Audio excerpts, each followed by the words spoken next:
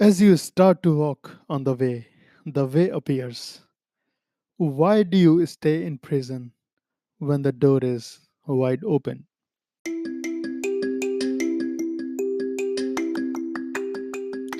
Hello, ladies and gentlemen, this is Nishant, and welcome to another episode of the Nishant Garg Show.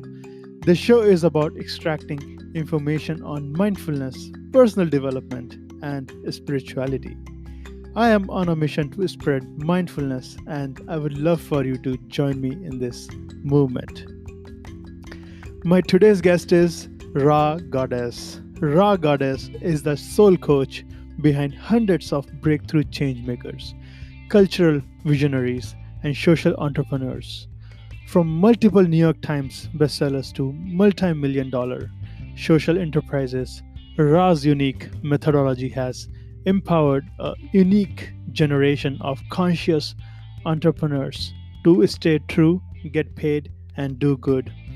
From the onset of her more than 30-year career as a cultural innovator, social impact strategist, and creative change agent, Ra has drawn on the power of creativity, culture, and community to move hearts, minds, and policy. Her work has been featured in Time Magazine, MS Magazine, Variety, Essence, The Source, Redbook, Forbes, Fast Company, and the Chicago Tribune. In 2014, Ra was chosen as a top 10 game changer by Muses and Visionaries magazine. In 2017, Ra was chosen as one of 50 founders to watch by Essence magazine. And her latest book is The Calling.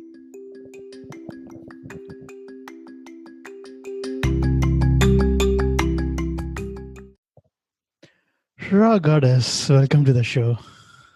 Thank you. It's so wonderful to be here, Nishant. Thank you so much for having me. I'm truly honored to have you on this show. I met you in Vernon Bashard event 2 years ago, and you were sitting in that VIP section, and I was stalking around that area. And I asked you, can I talk to you for 5 minutes? And you were very, very kind to talk to me at that point. And I was totally touched by your performance, by the way you speak. And I'm truly honored that we are doing this together.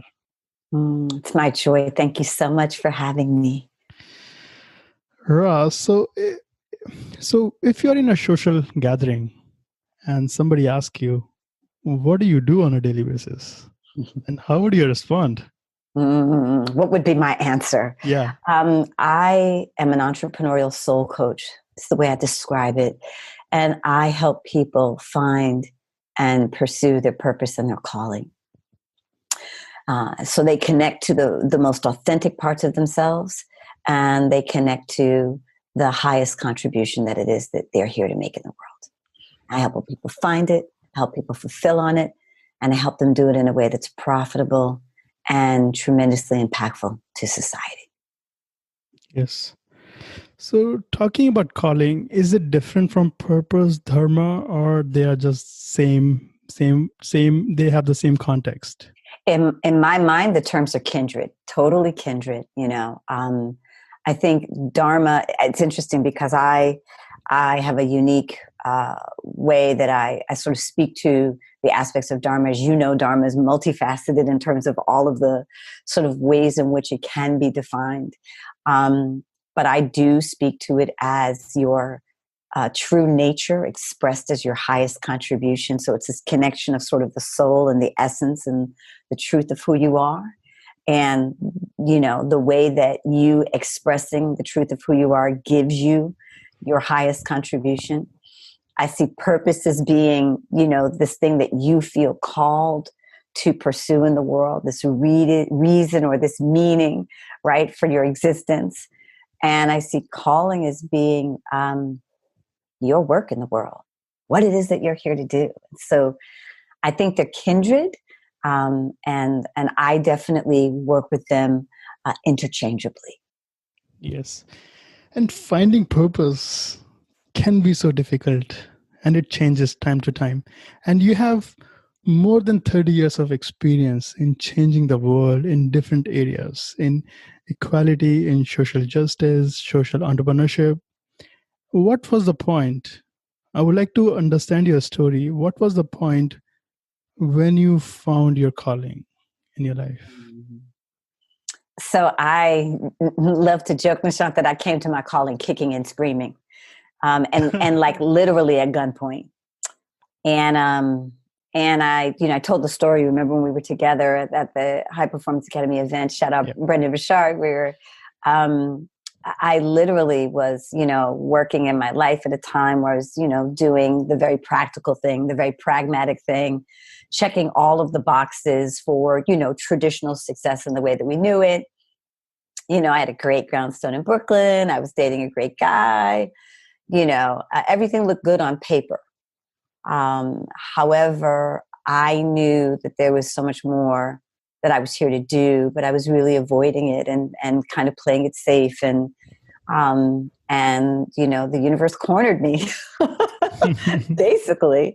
I had an incident where a gentleman, drove up on a bike and tried to rob me, basically, and I was shot at gunpoint range, but the bullet did not penetrate, and as much as it was an outer body experience for me, a surreal experience for me, and as much as I could not to this day sort of tell you where the bullets went, the message wasn't lost on me, that it was time to stop hiding. It was time to stop running. It was time to really surrender to what it was that I was here to do. Yeah.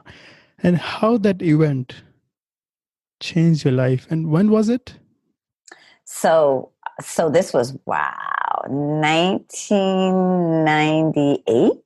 1998. So quite some time ago, 1998. So what are we, 22 years ago? Wow. Nishant, it feels on some levels like it was the blink of an eye, but it was 22 years ago. Yeah.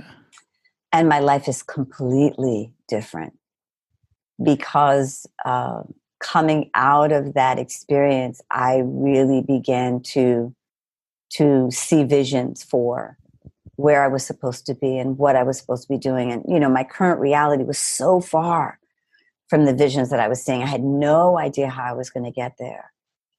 But through being willing to surrender, through being willing to create sacred space, to listen to my inner voice, to listen to my higher wisdom, I began to be guided and I began to be led to the opportunities, to the people, to the circumstances that ultimately enabled me to both get really clear about what my calling and purpose was and to actually start to deliver on that clarity and on that purpose. Yes. And I see this all the time that people struggle with reality and understanding their vision. And there is a big gap sometimes. Yeah. So, what advice would you give to somebody when they are not understanding their vision or they don't have any clarity about their vision? The biggest thing I always say is you have to begin with creating room and space in your life to listen. We are all so busy moving and running around with the demands of the day to day. If we have very demanding jobs, or if we're building and running our own businesses, or we've got family concerns and responsibilities, that it all can be so much that we never take the time to just even catch our breath. And one of the things I love about this podcast and the work that you're doing is supporting people in being able to become more mindful. And I'm also going to say more heartful, right? In the way that they understand themselves, in the way that they perceive themselves, in the way that they understand their lives and what it is that they're here to do and offer and bring, in the way that they're able to align with their values and what's really, really important. This is what sacred time and space provides. And so our clarity lives in the silence. It lives in the stillness. It lives in our ability to be able to have those intimate, necessary conversations with ourselves. And so anytime someone approaches me and they say I'm not clear, I often say, let's go within. Let's quiet down. Let's slow down. Let's create a space where you can listen. And then I begin to ask them questions about what it is that they value, about what it is that they believe that they've been here to offer and bring to the world. And within that, the things that bring them joy, the things that excite them, the things that they know that they really want to share. And then I ask them about the things that are important to them when they consider the opportunities or the challenges facing humanity in our world. Where would they like to lean in? Where would they like to lend a helping hand, even if they have no idea what it looks like? And everybody has unique gifts to share with the world. Yeah. Sometimes we human beings feel that we are not good enough. We are small people, and what we have to offer. Everybody has something to offer, and we all have unique talent and gift. We just need to listen to our inner voice and being mindful and slowing down. This is very important component of your book, and I would love to touch upon that component in few minutes. So what practices would you recommend to somebody to listen, to really listen to Yeah, the world? so there are so many ways that I believe that we can touch that sacred silence and that sacred stillness. So whether people feel drawn to meditation or yoga or chanting or prayer, many of the contemplative practices, spending time in nature, sacred meditative walking, time in water. I love sacred baths. So it's really about whatever you feel drawn to, whatever experience enables you to get quiet inside. The whole purpose of slowing down is to actually begin to quiet the mind and quiet the sort of normal chatter that exists, that's always running or always operating in the background, whether we know it or not, or we see it or not. And to connect to our breathing, our breath, which is really the center of our life force. And so, any one of those practices will get you there. And I always say to my beloveds, even if you start with a minute, it's more important to begin to create the consistency of the habit. And then you can grow and expand the time. And I say that because, Nishant, some people are, I don't know how to meditate. I'm not good at it. I can't sit still, Yeah. right? All those things, right? And, it's why it's called a practice. There's no expectation that you're coming in with perfection. Baba Muktananda, who is the transcendent guru of the Siddha Yoga path, I used to say that if you sit with the intention of meditating, then you're meditating. And so the idea is really to have a sense of ease and a sense of comfort and a sense of relaxation, and to find those things that begin to put you in more of a relaxed state, that invite the deepening of the breath, that invite the quieting and the stillness of the body, that invite the slowing of the mind. Yes, and getting into nothingness. We are living in this society where we think we have to do something every time. We don't want to pause. Taking a pause will really help. And it will move your soul, it will move your body, and it will move the crowd. Yeah, yeah, So, yeah. Ra, I would love to ask you that you started this movement called Move the Crowd. Move the Crowd. How did you get this inspiration to start this huge movement? But it had everything to do with my own journey, being a creative, being someone who was traveling throughout the world and having the honor and privilege of living my purpose. It came to a point, this was sort of my second, kind of come to Jesus moment. Like my first moment was, surviving that particular incident where I met my purpose at gunpoint. My second moment, sort of pivotal moment was returning from an international trip. and, having done great work in the communities that I was visiting, but returning from that trip exhausted, and rent was due, and I didn't have all of what I needed to pay my rent. And I really, kind of got on my knees and said, listen, I just don't have what it takes to go out and hustle and make those ends meet anymore. And then I'd been hustling for years. So it wasn't that I didn't know what to do, but it was that what I was typically doing no longer worked. And I share that because I think that for a lot of us, we get good at something, or we do something and we're sort of able to get away with it for a little while. But there comes a point where it no longer cuts the mustard. In other words, Yes. what we used to do no longer does the trick. And I was in one of those moments, and where I was being guided to was understanding that I was meant to and needed to figure out how to have money and purpose live side by side. And that was the next important growth, or that was the next important aspect of my calling that I needed to pursue, was to figure out purpose and money.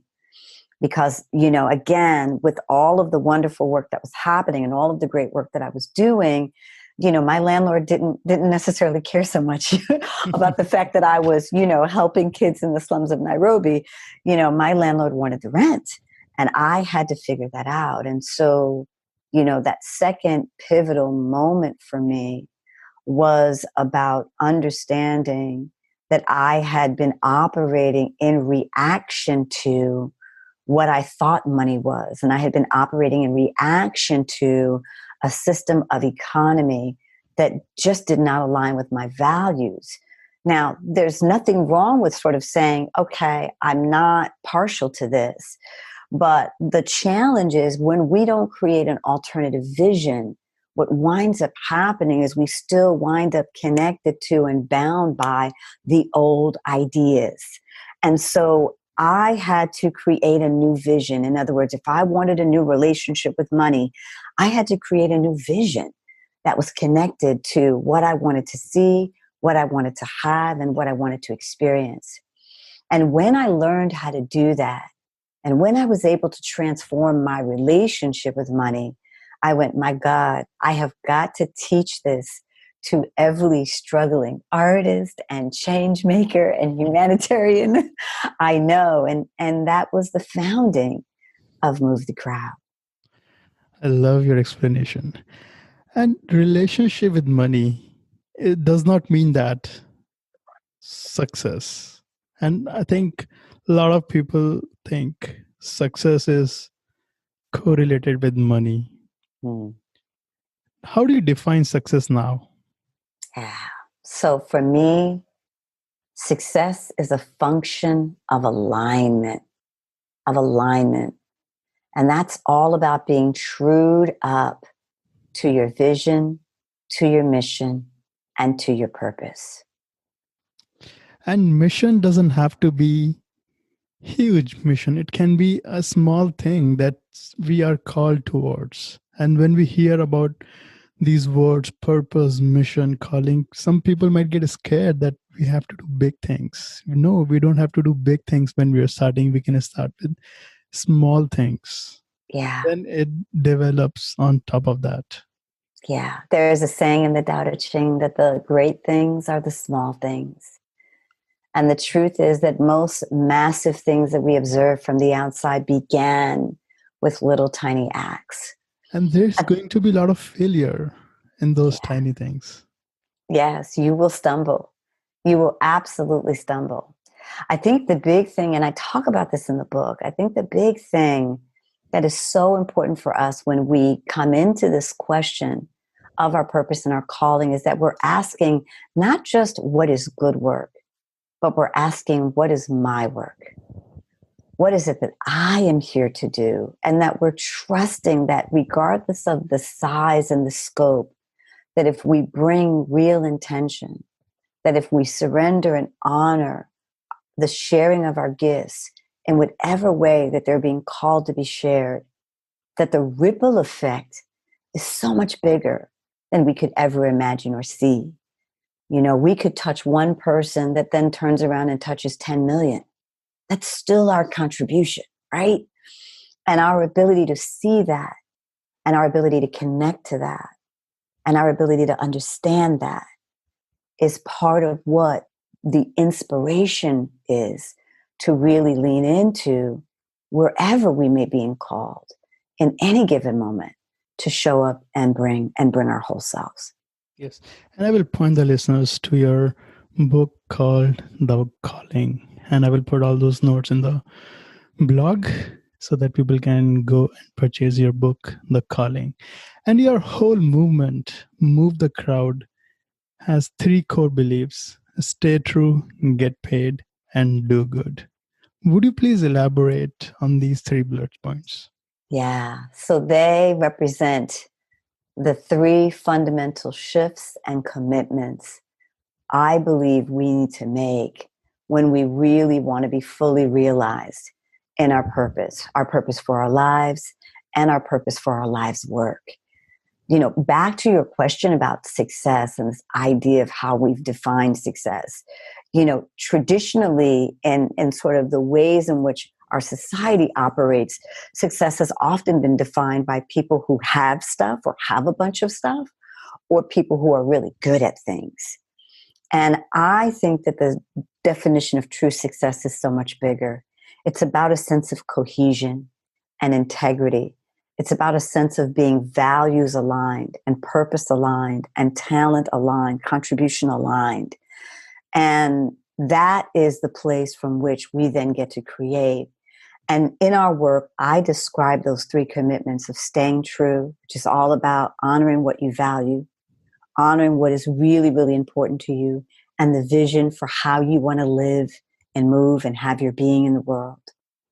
Your get paid is really your mission, which is an extension of what it is that you've been given or what it is that you've cultivated, honed, and refined, which represents what you're here to bring or offer to the world through the unique combination of talents and gifts.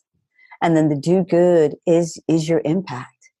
It is the things that you want to affect in the world, the opportunities or challenges facing humanity that you most want to engage, and the ways in which you bring and leverage your talents to make that contribution and affect that change in the world. Yeah, thank you for explaining. So what was your motivation to write this book? Wow. So, I mean, the joke is people ask me all the time, how long did it take you to write the book? And I said, if you're talking about physically, how long did it take me to put the words on the paper? I would say to you 7 months. But if you ask me truly the question of how long it took me to write the book, the answer would be 30 years. This book really comes as an outgrowth of being on the front lines of people's greatest hopes and fears and aspirations for over 30 years, and having the opportunity to observe in all kinds of contexts. I've had the privilege to work with very, very wealthy people, and I've had the privilege to work with people who've had no shoes, and everything in between. And what I've discovered is that the core of it all is our humanity, and the degree to which we are able to really align with what matters for us, to really be able to mine into and find our gifts and our unique combination of gifts, and the degree to which we're really able to express all of the above in a way that enables a contribution to the things that we feel really, really matter and are important. And so for me, I wanted to write the book because I wanted to give people a blueprint for how to find it, how to get there, and how to deliver on their purpose in a way that was profitable and in a way that was deeply impactful. There's a lot of ideology out there, Nishant, and it's important and it's good, but there's not a lot of practicum, not a lot of opportunities where people could actually go, okay, step by step, how do I learn how to believe in myself? Step by step, how do I learn how to actually find my purpose and calling, right? Step by step, how do I learn or discover how to actually believe that I can bring my talents and my gifts to the world in a way that really aligns with my passion and my purpose? Yes. And And so, and yeah, this book will definitely help for people who are at any level in their life. If they are yes, starting, they're not sure what is their purpose, or if they have discovered their purpose, but they want to elevate their purpose to the next level. yeah, the book will meet you wherever you are in your growth and your evolutionary process towards realizing, fully realizing yourself. You know, we're all works in progress. And so wherever you are in the journey, the book is primed to meet you. Yes. And in your book, you have specific practices after each chapter, how we can slow down, how we can take a pause to really listen to our inner voice. Do you have any favorite slowing down practice that you pursue in your life every day? Mm, I do. And so I have a very, very deep prayer and yoga and meditation and journaling practice.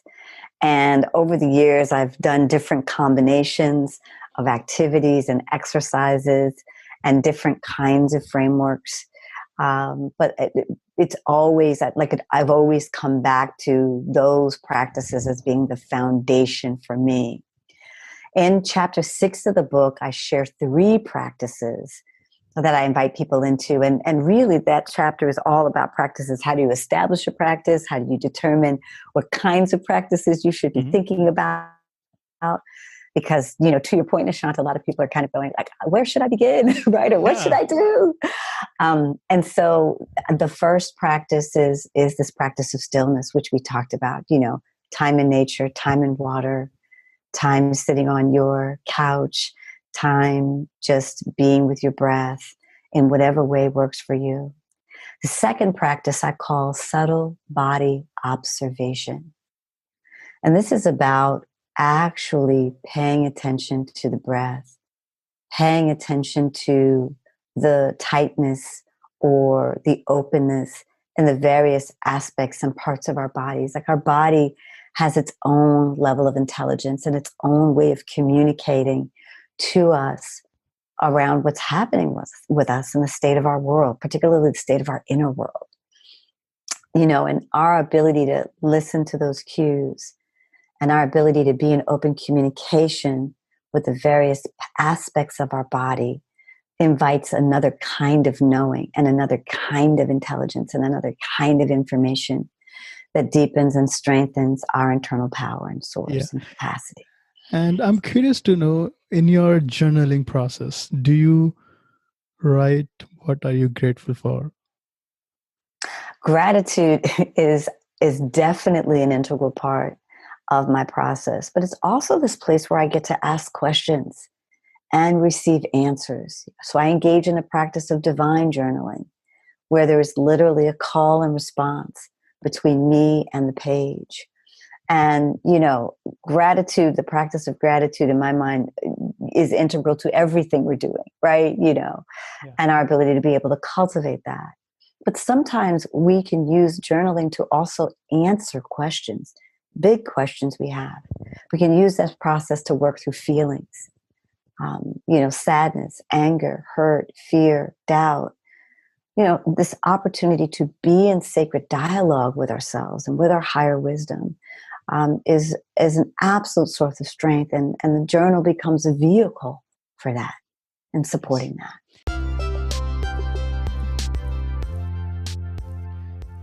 Hello, boys and girls, ladies and gentlemen. If you are just joining us, you are listening to this podcast with Rha Goddess.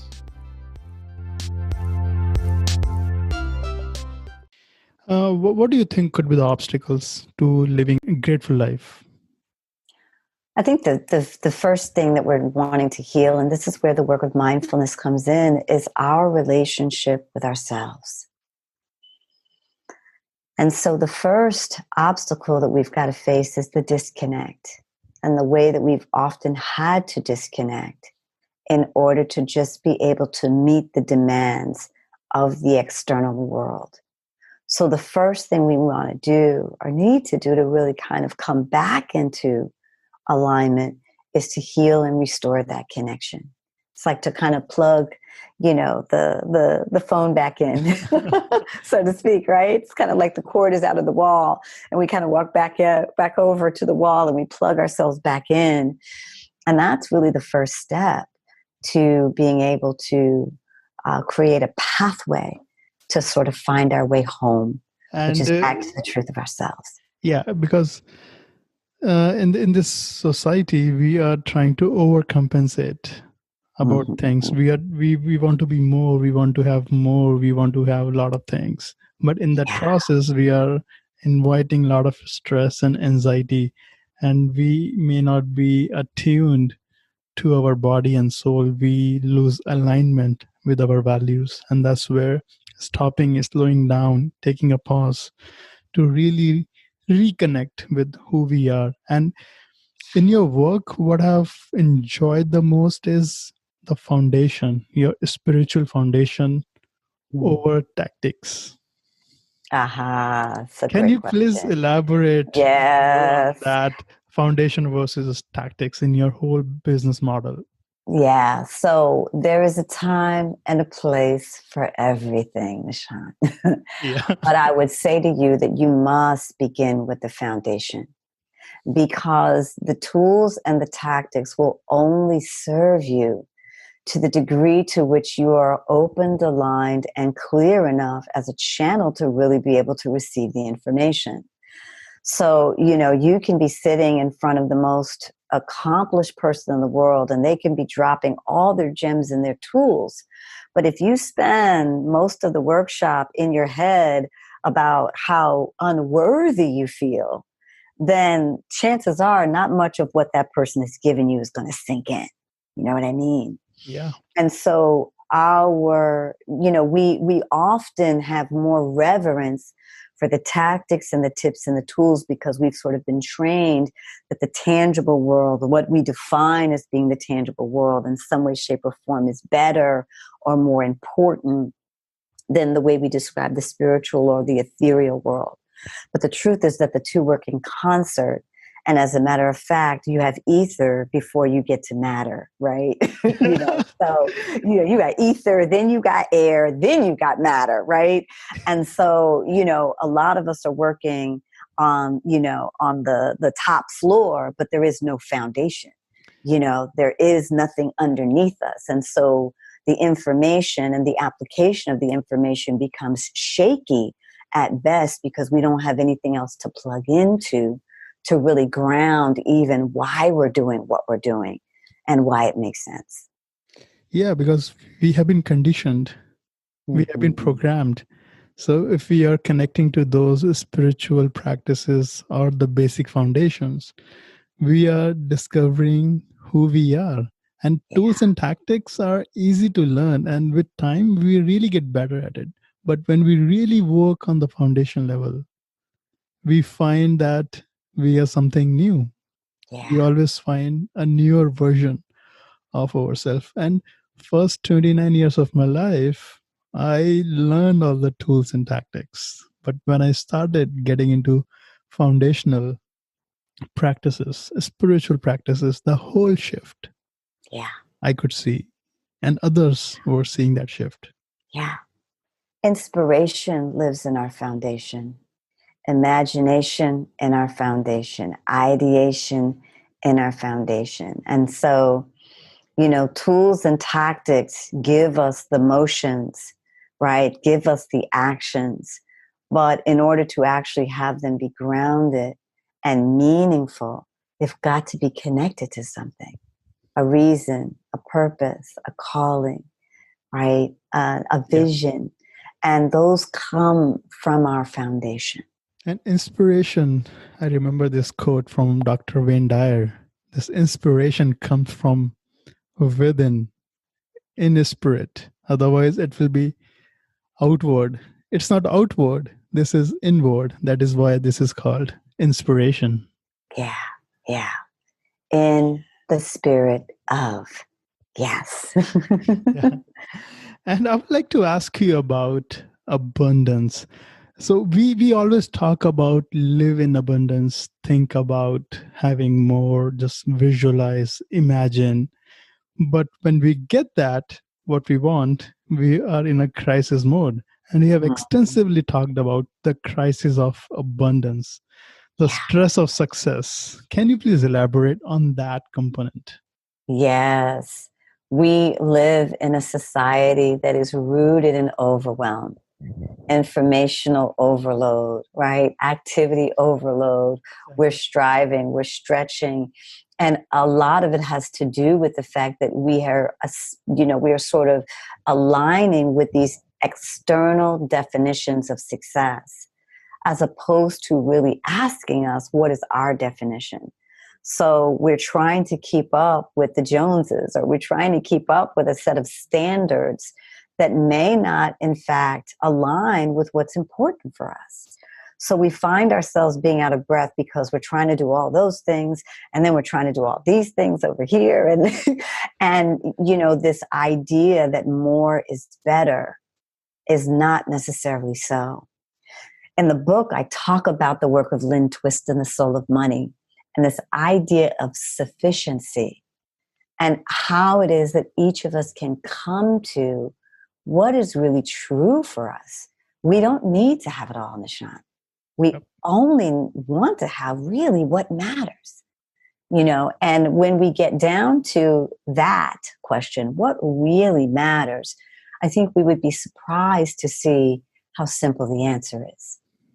So this, Yeah. tendency to overcomplicate, this tendency to overload, right? Overperform, to strive for perfection, whatever that is, right? How can we Um, unload all that yeah, overloaded?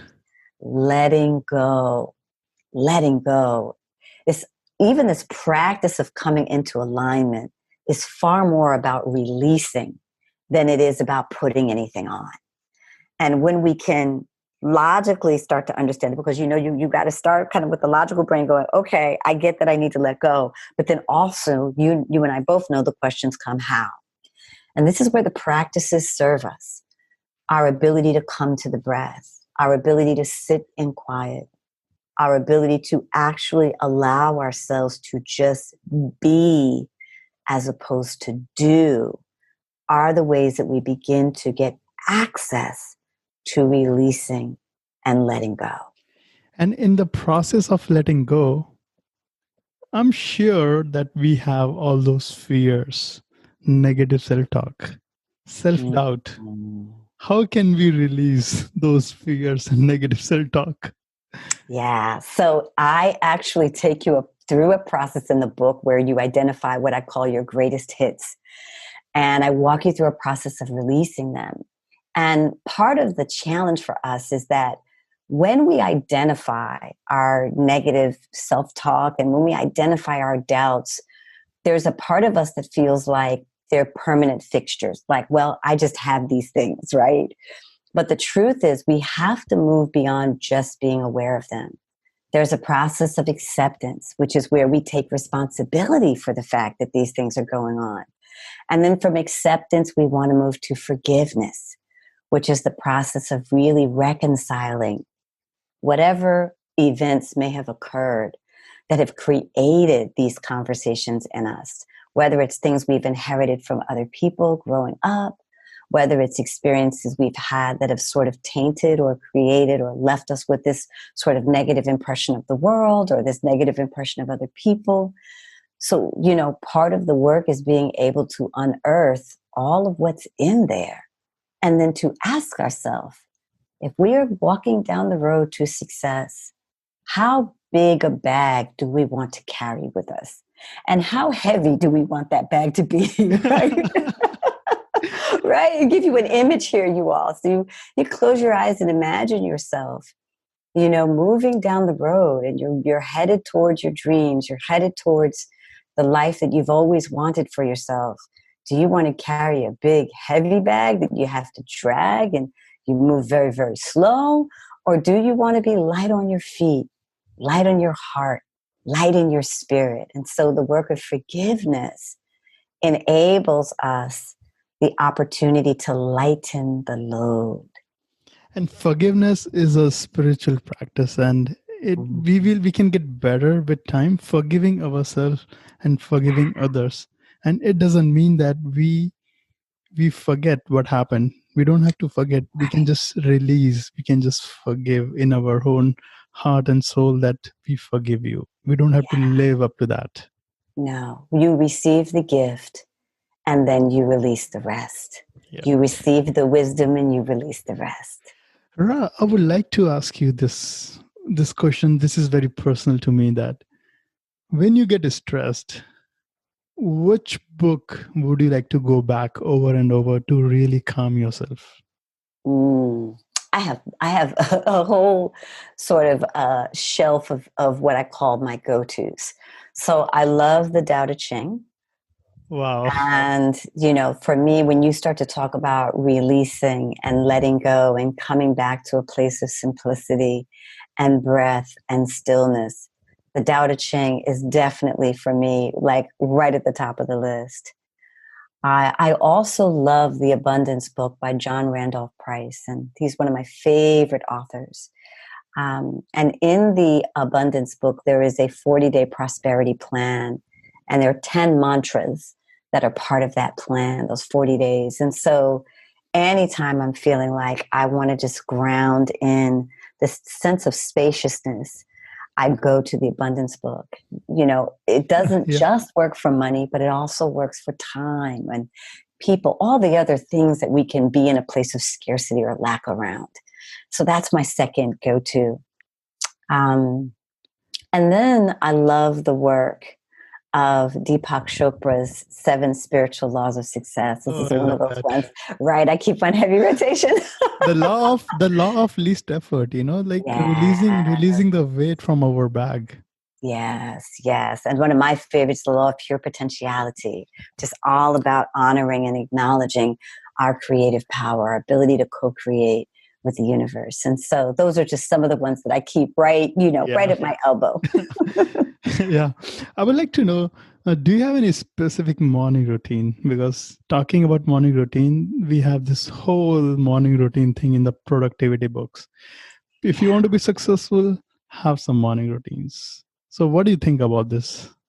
I definitely believe in aligning your morning. To me is sacred time. They sort of say own your morning. And I would say, align, like your morning is your aligning time, which is really your opportunity to connect to yourself and your soul and also to your purpose in terms of what's important.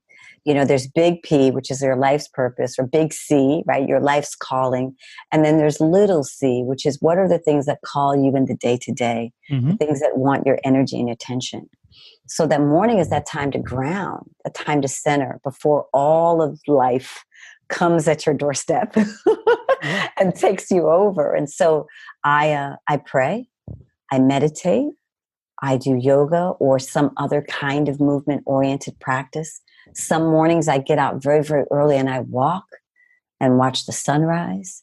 And it's that really quiet, still energy when it's just me and, maybe the birds and the Yeah. squirrels that are up and moving around.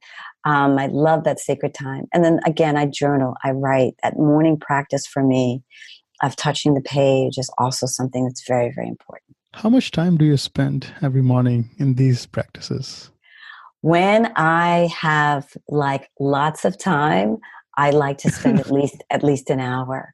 When I am traveling or on the move and I don't have a lot of time, I try to give myself at least 10 to 15 minutes.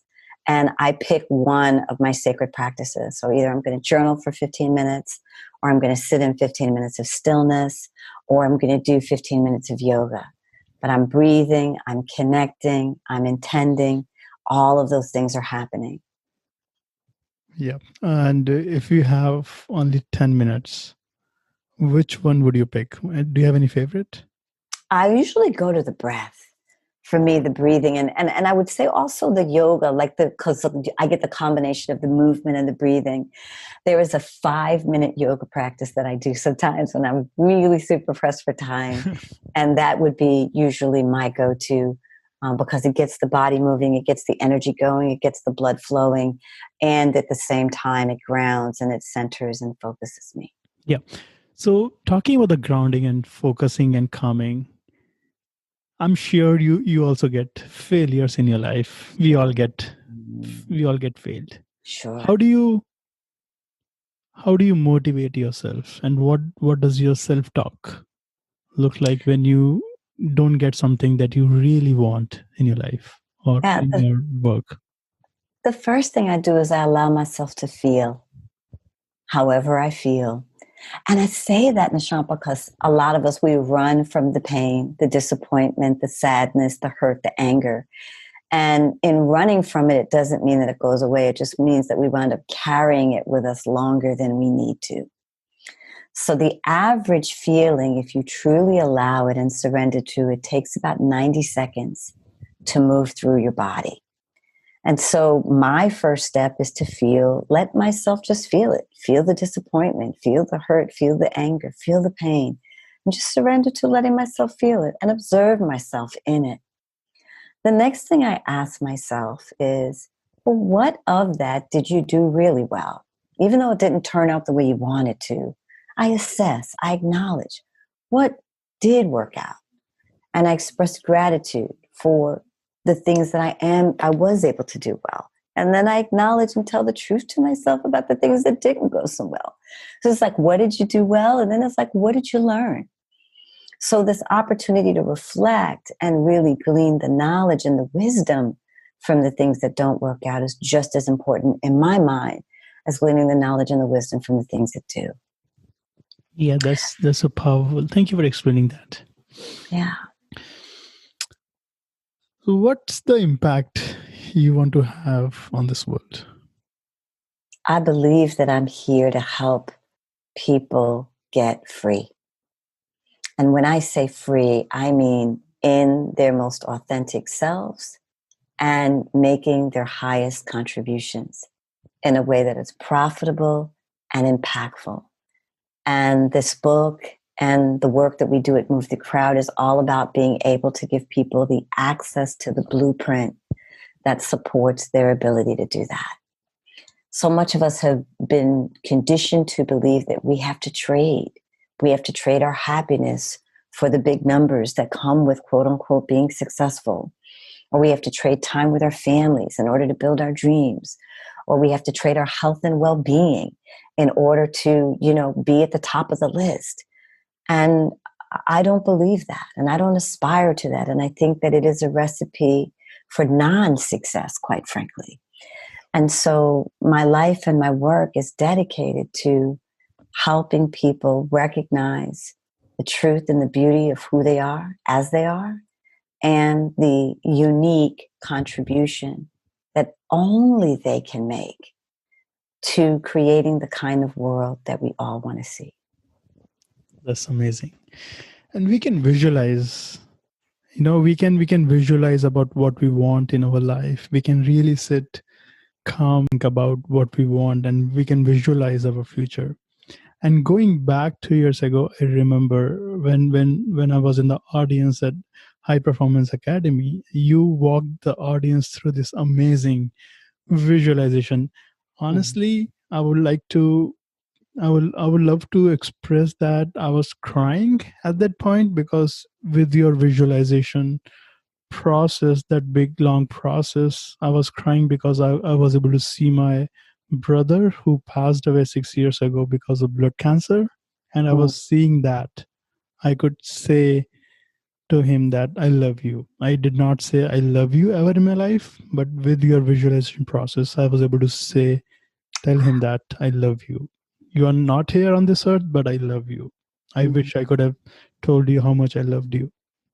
mm. And my request to you is, Ra, that if you can please walk us through some 5 to 6 minutes of that visualization Mhm. process for all the listeners, that we can move our soul, we can move our body, and we can find our calling, purpose, and why we are here. And we have a purpose. We all have a purpose.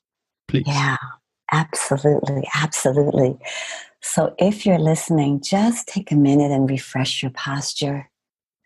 If you can, putting your feet flat on the floor, or if you're sitting with your legs crossed, you just want to kind of realign your posture where you're sitting on your sits bones. in the chair or on the floor. And you're just gently bringing your attention to the breath, not fixing or forcing, simply noticing the inhalation and the exhalation, the rising and the falling, the expansion and the contraction. And you're allowing yourself to just relax into the seat. You feel your body settle. You feel the spine naturally elongate.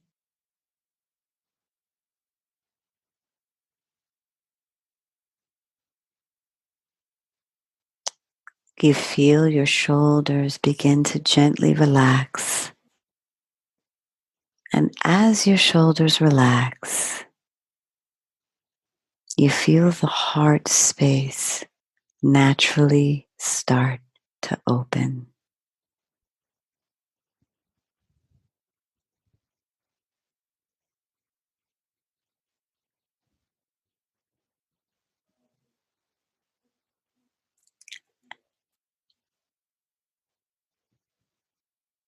Now I want you to consider, when it comes to your path and your purpose,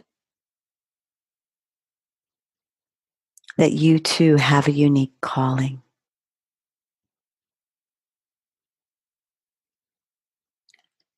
And in the pursuit of your calling, you want to begin by asking yourself, what do I value? What do I value? And what are my values?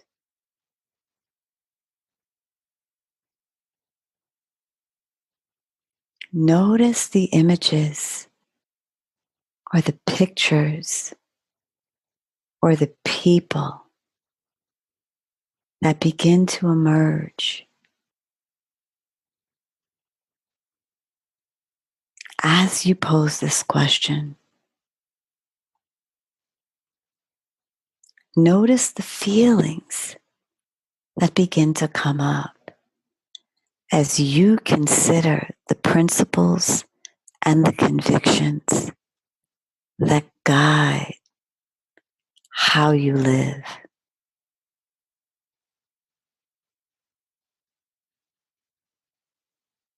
What is the quality of relationships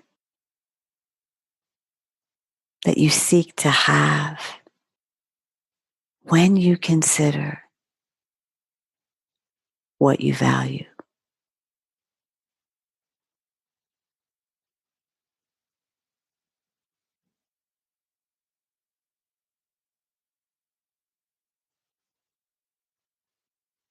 And then listen for the words that are associated with those pictures, those images, those feelings.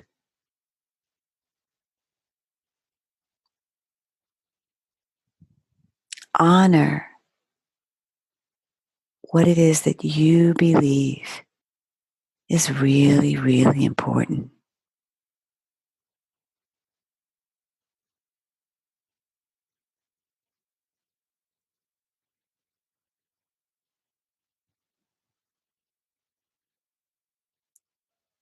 Now we want to move to your talents and gifts and what it is that you've been given to bring to the world. When you imagine yourself fully realized, what do you see that you have been given to share?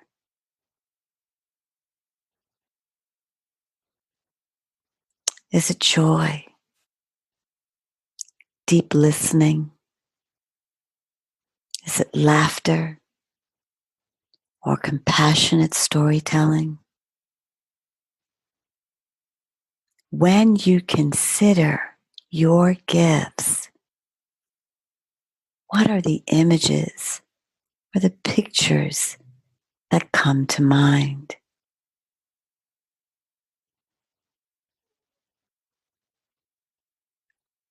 Notice the faces that you may be interacting with.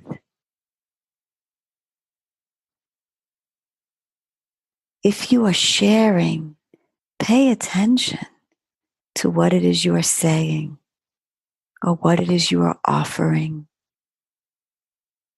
or what it is you are handing over as an extension and an expression of your love.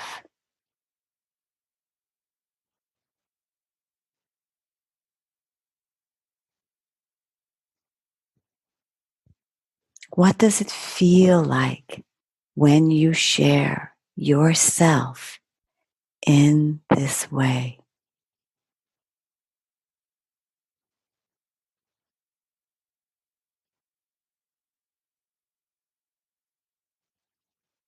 See in vivid detail exactly what it is that you are here to bring.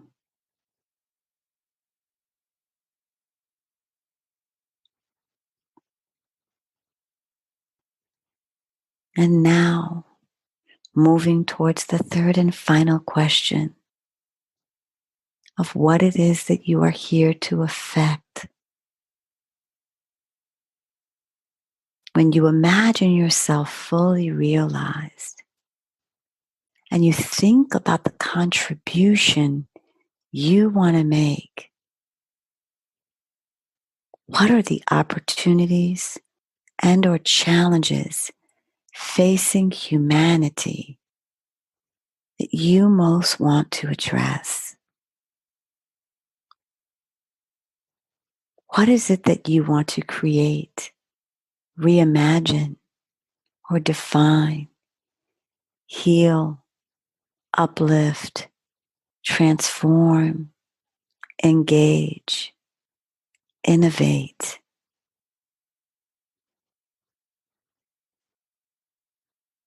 And what do you see when you think about yourself in your highest contribution? What are the images, pictures, or symbols that come to mind for you? Whether it's alleviating poverty or giving others access to education or helping people find their greatness. See yourself fully in this contribution and notice the feelings that emerge as you are making the difference that you so want to make.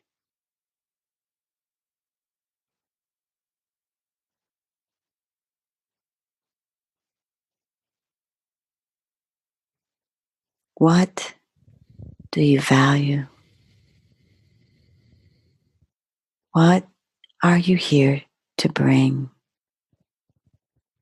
What do you want to affect? If you know that you could not fail, how would you answer these questions?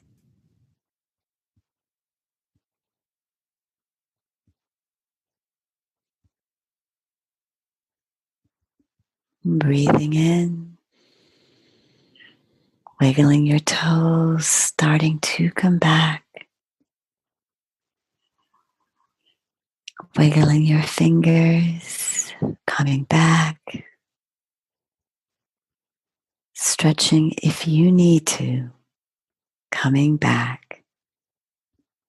And whenever you're ready, ever so gently ever so slowly, opening your eyes. Just wow. I'm speechless. I do not have words. And I'm truly, truly honored. I'm so thankful that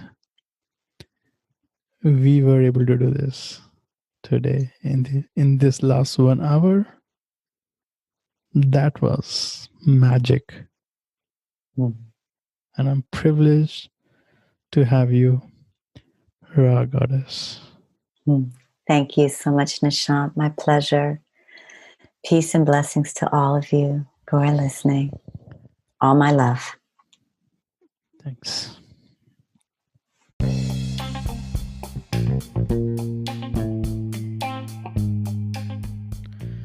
Thank you for listening to this podcast with Rha Goddess. Her Instagram and Twitter is @Rha_Goddess. RHA_GODDESS. And you can find her work at Facebook, https://www.facebook.com/Rha Goddess. If you have enjoyed listening to my podcast, please subscribe to the new podcast updates at my website, nishantgarg.me. And please provide your reviews on iTunes, which will really help me. Thank you again.